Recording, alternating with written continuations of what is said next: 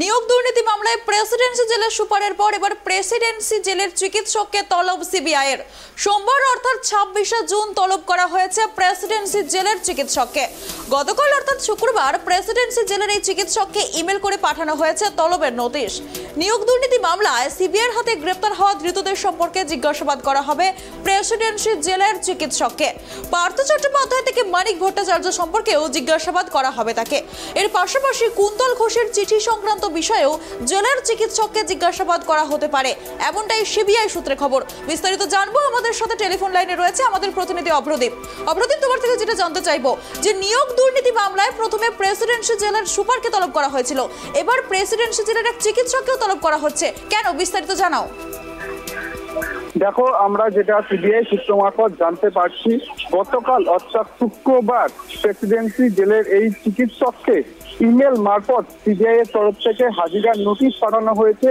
তাকে হাজিরা দিতে হবে সিবিআই এর সদর দপ্তর নিজাম প্যালেসে।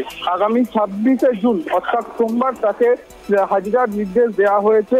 ইমেল মারফত তাকে এই নোটিশ পাঠানো হয়েছে সিবিআই এর তরফ থেকে।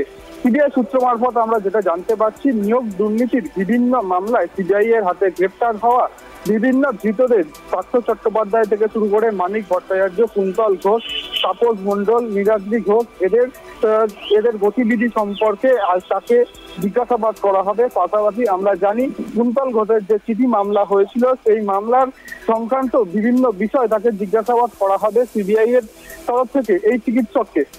যেহেতু এই চিকিৎসক জেলের মধ্যে একটা বিভিন্ন বন্দীদের চিকিৎসার কাজ করে থাকেন, তার কাছেও বিভিন্ন খবর থাকতে পারে বলে মনে করছে সিবিআই।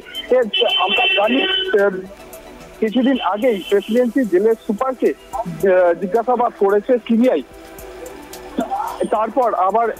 তারপর আবার এই চিকিৎসককে সিবিআই নিজাম প্যালেসে তলব করেছে আগামী 26শে জুন অর্থাৎ সোমবার তাকে তলব করা হয়েছে।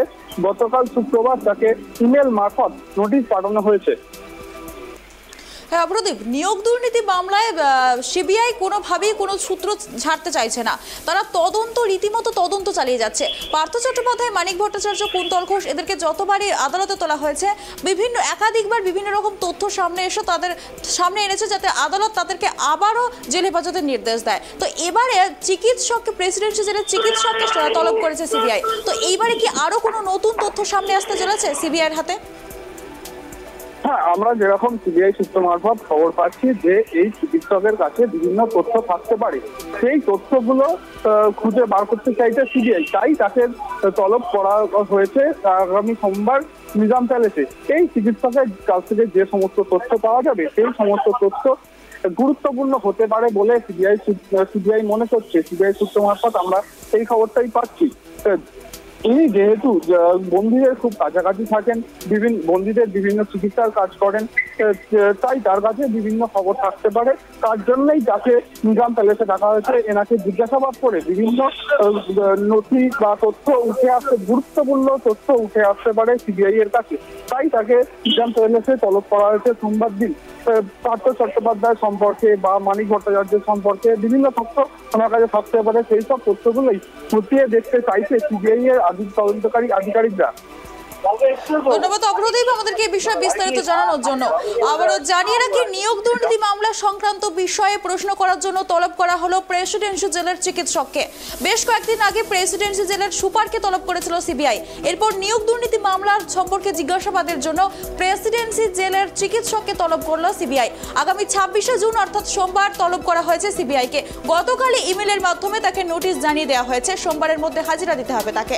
এবং পার্থ চট্টোপাধ্যায়, মানিক ভট্টাচার্য, কুন্তল ঘোষ সহ একাধিক ধৃতদের সম্পর্কে একাধিক বিষয়ে জিজ্ঞাসাবাদ করা হতে পারে প্রেসিডেন্সি জেলের চিকিৎসককে, এমনটাই জানা যাচ্ছে সিবিআই সূত্রে।